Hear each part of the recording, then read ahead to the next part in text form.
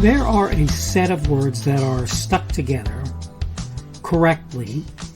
They are things like empire, emperor, empress, and similar things. And one of those words is imperial. And that's an important word to recognize and to understand. In the modern day, that word often gets used for things that are not truly imperial things. People talk about somebody's paper empire, somebody's steel empire. That's not really what those things are. It may seem like that to a lot of people, but it's really not the truth. Well, today I want to talk about another type of imperialism on the Daily Summation from Kurt's Religion and Politics. I'm your host. I'm Kurt, and today is Monday, the 24th of January of 2022. Welcome to everyone who's here on Rumble, on the podcast, on YouTube, on BitChute, on CloudHub, on Minds, minds.com. By the way, that's BitChute, C-H-U-T-E, in case you were wondering, and also on locals.com if you happen to be finding me there. Remember, Rumble is my preferred platform, though I find that most of those, or some of those platforms are every bit as good, and probably will move myself onto some others as time goes on. But the subject that I wanted to discuss today, the imperialism that I wanted to discuss today, is American imperialism. And I want to go through my notes really quick to kind of give you a taste for what I'm going to be saying in the free section, but also just to kind of, it should be almost encapsulated in itself, if that's all you get to pay any attention to. You have to wonder how many people are entirely aware the word imperial comes from the concept of empires. That's important because you have to ask yourself a simple question. Is the United States truly an imperial entity in any really meaningful sense? Can you make arguments towards American imperialism? I would argue you can, but not like most people want to make it true. Was the occupation of Hawaii imperialistic in nature? How about Guam or Puerto Rico? I would argue that could be considered fair. Less so, I think, for Guam and Puerto Rico than for Hawaii, but nonetheless. What about places like Iraq or Afghanistan, though?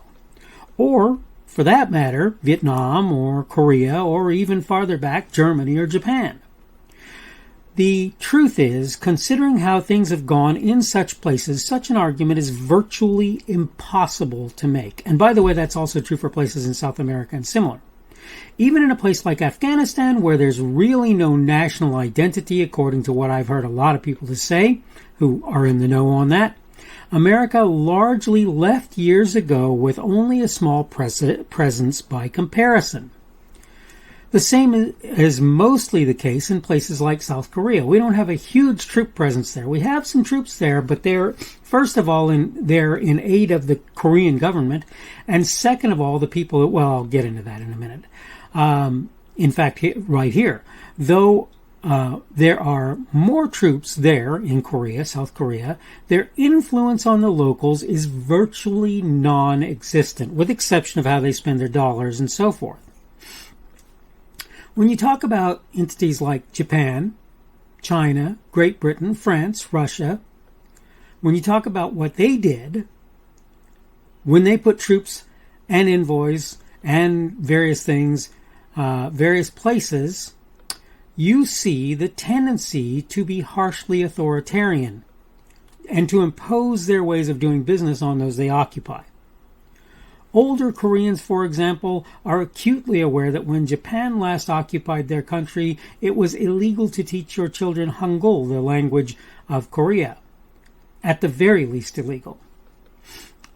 In that time, if a train ran late, a station master or train scheduler or conductor faced execution for that failure. No joke. They faced death. If you honestly think the United States is an example of an imperial occupying force more or less anywhere in the modern day, you'll forgive me, but you're horribly confused. It's true, we're still playing the world's policeman far too much of the time. That said, most of our activities are intended to be benevolent if confused or wrong-headed. As a country, for the most part, this nation has not acted as some sort of imperial force in the world. You can accept that or not, but I urge you to consider my words. If you believe I'm mistaken, by all means let me know. Okay, I'm done with my notes. The reality is pretty simple, honestly. If you look at what Russia did when it went into Afghanistan years ago, it tried to tamp down all of the locals and make things happen as it wanted them to happen. If you look at what China has done to its neighbors, Tibet is a perfect example. And even if you just look at what it's done internally, right, where it's sort of made it so that all of China was under one rule and under one way of doing business, and very harshly so. If you look at a place like Cuba doesn't really qualify. They haven't really done this. But if you look at a place like not North Korea per se, because again they don't really mess with their neighbors too much. What they do internally is horrific. But if you look at places like Russia, and if you look at China, and if you look at not too far in the distance Japan, you'll see what imperialism looks like. I promise you will. And you will be surprised at just what that looks like. If you look at the British rule in the world, you'll see that when they were in charge, when they were large and in charge, they had India, they had Australia, they had Canada, they had various other places that were part of an empire. Now, to be fair, Britain, in my mind, did a better job of that, particularly after America broke away, did a better job of that than many did. And so, by the way, did the French, who did very similar things. They were worse maybe in Southeast Asia than they were in, say, for example, Africa. And they were not horribly great in Africa either. And the Belgians, by the way, did likewise. They had parts of Africa that they conquested and maintained a rule over. The United States did not decide that it was going to go into South or Central America and try and take over. There was what happened in Texas. I'll put it that way. There was what happened with the Louisiana Territory that was bought up, but it was bought. It wasn't taken. It was bought up as part of the United States, as part of the country, and it was allowed to be a part of the country. May have taken a while for that to work exactly right, but it did. And my point in all of this is to say this. I'm not saying that the United States has never done anything imperialistic in nature. I'm not saying there aren't people in the United States who are trying to do things that are imperialistic in nature. Rather, what I am trying to say to you at this point in time is that overall, the general tenor of American diplomatic and similar relations with other countries has not been imperialistic in nature. Talking about imperialism in America, American imperialism, to me is not just silly, but I defy you to back it up. I defy you to back it up. Yeah, we went into Vietnam. It's true. Why did we go into Vietnam? Because people thought that China was going to step into Vietnam and take over. Were they right? No, I suppose they weren't if you look at it. But on the other hand, there was a tendency for communism to take over there, and Vietnam to this day has problems with that idea, as does much of Southeast Asia. Whether it's directly socialism, communism, or whether it happens to be totalitarian in nature. They still have problems with that today. But my point is that if you look at what the United States did, they fought a war there. They decided that things were lost and left. What did they do in Korea? They fought a war against the people who were trying to unite Korea under communism. They pushed communism back, and they allowed for a free South Korea, something that most South Koreans will tell you is a good thing. As a rule, Germany, the same, right? What are we in Germany? We have bases there that are intended to potentially work against various entities that we consider enemies, but we don't have a huge say over what happens in German politics or German daily life. We just don't. Calling America an imperialistic entity is not only mistaken, it's badly so.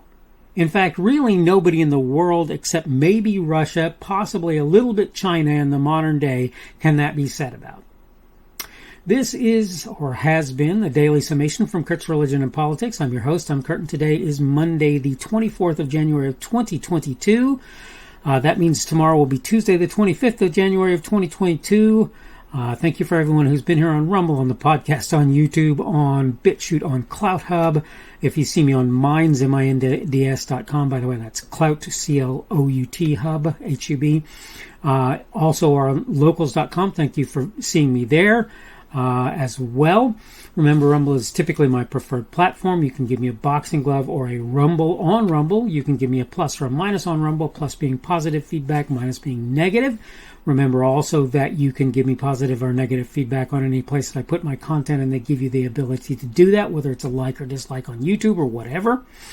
You can also comment wherever comments are available, anywhere I put my content, and I appreciate that, and it's something I will do my best to look at, pay attention to, and if I feel it necessary, answer. Obviously, that works better if the platform in question notifies me of comments that have been put on the platform.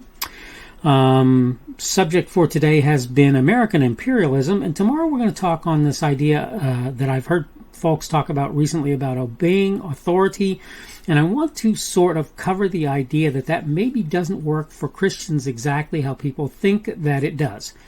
Hope you're having a good day today. Hope everything is going well for you, and hopefully we will see you again on Tuesday's edition of the Daily Summation from Kurt's Religion and Politics. The speaker on this edition of the Daily Summation is Kurt Schubert. This podcast was recorded on Monday, the 24th of January of 2022. The Daily Summation is created for Kurt's Religion and Politics.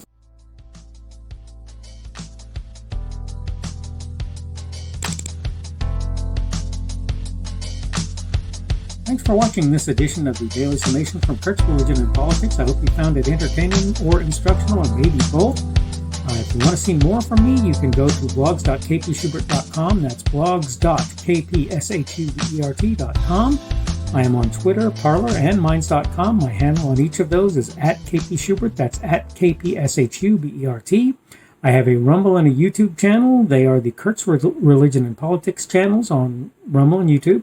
I have a Facebook page. The Facebook page is Kurt's Religion and Politics as well. I am on Patreon. If you want to support me, that's one of the better places you can do that. And you will find me at Kurt's Religion and Politics on Patreon. I have a podcast. The podcast is podcasts with an S, .kpschubert.com. That's podcasts.kpschubert.com. I think you should be able to find me with relative ease on Apple Podcasts, Google Podcasts, and Spotify as well. The best way I find to do that is to look for Kurt's Religion and Politics. You can try to use the Daily Summation. I find that it doesn't work as well as a general rule, but you can always try that. I'm glad to have you aboard today, and hopefully we will see you again tomorrow.